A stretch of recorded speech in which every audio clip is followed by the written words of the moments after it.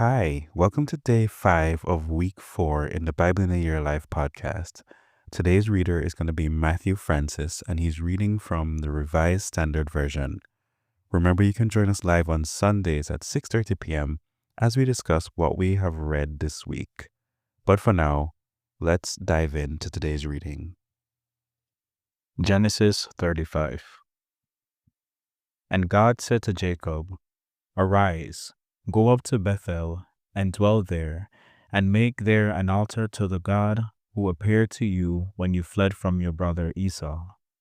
So Jacob said to his household and to all who were with him, "Put away the foreign gods that are among you, and purify yourselves, and change your garments. Then let us rise and go up to Bethel, that I may make there an altar to the God who answered me in the day of my distress, and has been with me wherever I have gone." So they gave Jacob all the foreign gods that they had, and the rings that were in their ears. And Jacob hid them under the oak which was near Shechem. And as they journeyed, a terror from God fell upon the cities that were around them, so that they did not pursue the sons of Jacob. And Jacob came to Luz, that is Bethel, which is in the land of Canaan, he and all the people who were with him, and there he built an altar, and called the place El Bethel, because there God had revealed himself to him when he fled from his brother. And Deborah, Rebekah's nurse, died, and she was buried under an oak below Bethel, so the name of it was called Alon Bachuth. God appeared to Jacob again when he came from Padan Aram and blessed him. And God said to him, "Your name is Jacob. No longer shall your name be called Jacob, but Israel shall be your name." So his name was called Israel. And God said to him, "I am God Almighty. Be fruitful and multiply.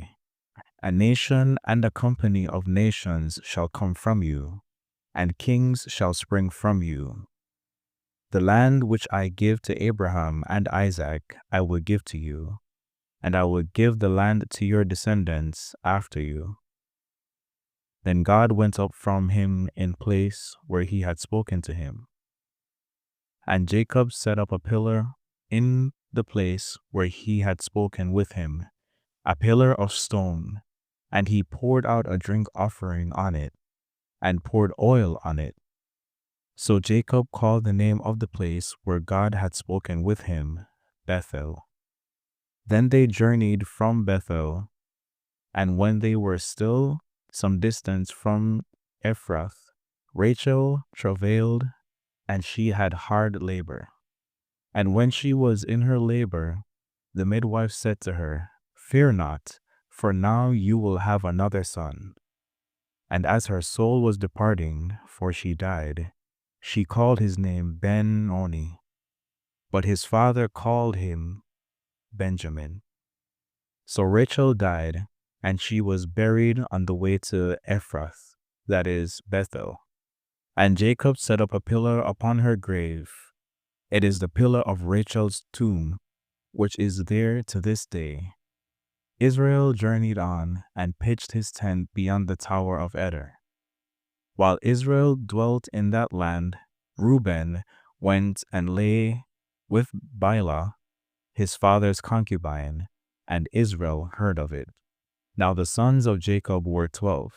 The sons of Leah, Reuben, Jacob's firstborn, Simeon, Levi, Judah, Issachar, Zebulun. The sons of Rachel, Joseph and Benjamin. The sons of Biayl, Rachel's maid, Dan and Naphtali. The sons of Zilpah, Leah's maid, Gad and Asher. These were the sons of Jacob who were born to him in Padan Aram. And Jacob came to his father Isaac in Mamre, or Kiriath Arba, that is Hebron, where Abraham and Isaac had sojourned. Now the days of Isaac were 180 years, and Isaac breathed his last And he died and gathered to his people old and full days, and his sons Esau and Jacob buried him. Genesis 36. These are the descendants of Esau, that is Edom. Esau took his wives from the Canaanites, Adah, the daughter of Elon the Hittite, Oholibamah, the daughter of Anah, the son of Zibeon the Hivite, and Basemath, Ishmael's daughter, the sister of Nebaioth. And Adah bore to Esau Eliphaz. Basemath bore Reuel, and Oholibamah bore Jeush, Jalam, and Korah. These are the sons of Esau who were born to him from the land of Canaan. Then Esau took his wives, his sons, his daughters, and all the members of his household, his cattle, all his beasts, and all his property, which had acquired in the land of Canaan, and he went into the land away from his brother Jacob. For their possessions were too great for them to dwell together. The land of their sojournings could not support them because of their cattle. So Esau dwelt in the hill country of Seir. Esau is Edom. These are the descendants of Esau, the father of the Edomites, in the hill country of Seir. These are the names of Esau's sons: Eliphaz, the son of Adah, the wife of Esau; Reuel, the son of Basemath, the wife of Esau. The son of Eliphaz were Teman, Omar, Zepho, Gatam, and Kenaz. Timnah was a concubine of Eliphaz, Esau's son. She bore Amalek to Eliphaz.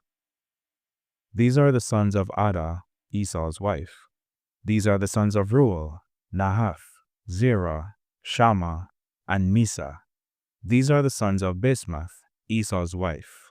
These are the sons of Oholibamah, the daughter of Anah, the son of Zibeon, Esau's wife. She bore to Esau Jeush, Jalam, and Korah. These are the chiefs of the sons of Esau, the sons of Eliphaz, the firstborn of Esau. The chiefs Teman, Omar, Zepho, Kenaz, Korah, Gatam, and Amalek. These are the chiefs of Eliphaz in the land of Edom. They are the sons of Adah. These are the sons of Reuel, Esau's sons, the chiefs Nahath, Zerah, Shammah, and Misa. These are the chiefs of Reuel in the land of Edom. They are the sons of Basemath, Esau's wife. These are the sons of Oholibamah, Esau's wife, the chiefs Jeush, Jalam, and Korah. These are the chiefs born of Oholibamah, the daughter of Anah, Esau's wife. These are the sons of Esau, that is Edom, and these are their chiefs. These are the sons of Seir, the Horite, the inhabitants of the land: Lotan, Shobal, Zibeon, Anah, Dishon, Ezer, and Dishan. These are the chiefs of the Horites, the sons of Seir in the land of Edom.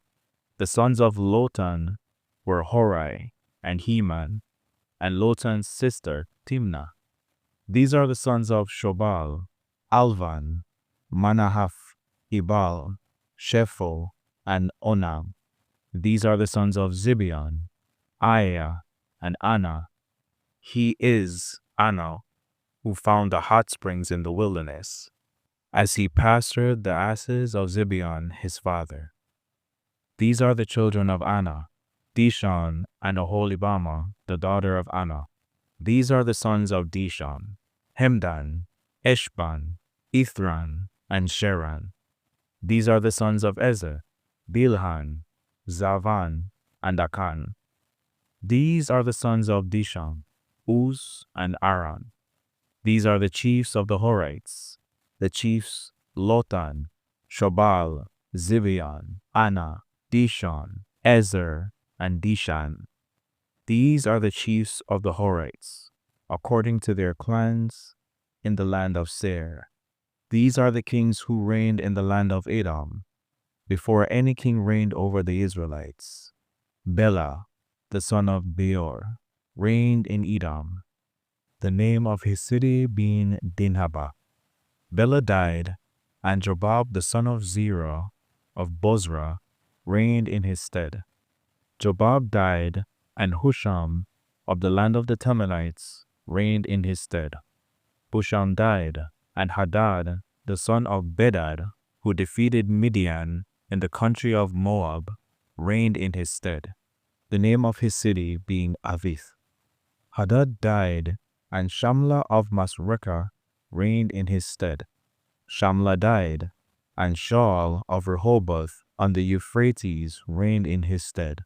Shaul died, and Baal-Hanan, the son of Akbor, reigned in his stead. Baal-Hanan, the son of Akbor, died, and Hadar reigned in his stead, the name of his city being Pau. His wife's name was Mehetabel, the daughter of Matred, daughter of Mezahab. These are the names of the chiefs of Esau, according to their families, and their dwelling places, by their names, the chiefs Timnah, Alva, Jetheth, Oholibama, Elah, Pinon, Kenza, Teman, Mibzar, Magdiel, and Iram. These are the chiefs of Edom, that is Esau, the father of Edom, according to their dwelling places in the land of their possession. Jacob dwelt in the land of his father's sojournings, in the land of Canaan. This is the history of the family of Jacob. Jacob, being 17 years old, was shepherding the flock with his brothers. He was a lad with the sons of Bilhah and Zilpah, his father's wives, and Joseph brought an ill report of them to their father. Now Israel loved Joseph more than any of his other children, because he was the son of his old age, and made him a long robe with sleeves. But when his brothers saw that their father loved him more than all of his brothers, they hated him, and could not speak peaceably to him. Now Joseph had a dream, and when he told it to his brothers, they only hated him the more. He said to them, "Hear this dream which I have dreamed. Behold, we were binding sheaves in the field, and lo, my sheaf arose and stood upright. And behold, your sheaves gathered round it, and bowed down to my sheaf." His brothers said to him, "Are you indeed to reign over us? Are you indeed to have dominion over us?" So they hated him yet more for his dreams and for his words. Then he dreamed another dream, and told it to his brothers, and said, "Behold, I have dreamed another dream, and behold, the sun, the moon, and 11 stars were bowing down to me." But when he told it to his father and to his brothers, his father rebuked him and said to him, "What is this dream that you have dreamed? Shall I and your mother and your brothers indeed come to bow ourselves to the ground before you?" And his brothers were jealous of him, but his father kept saying in mind. Now his brothers went to pasture their father's flock near Shechem. And Israel said to Joseph, "Are not your brothers pasturing the flock at Shechem? Come, I will send you to them." And he said to him, "Here I am." So he said to him, "Go now, see if it is well with your brothers and with the flock, and bring me word again." So he sent him away from the valley of Hebron, and came to Shechem. And a man found him wandering in the fields. And the man asked him, "What are you seeking?" "I am seeking my brothers," he said. "Tell me, I pray you, where they are pasturing the flock." And the man said, "They have gone away, for I heard them say, 'Let us go to Dothan.'" So Joseph went after his brothers, and found them at Dothan. They saw him afar off, and before he came near to them, they conspired against him to kill him. And they said to one another, "Here comes this dreamer. Come now, let us kill him and throw him into the pits. Then we shall say, 'A wild beast has devoured him,' and we shall see what will become of his dreams." But when Reuben heard it, he delivered him out of their hands, saying, Let us not take his life.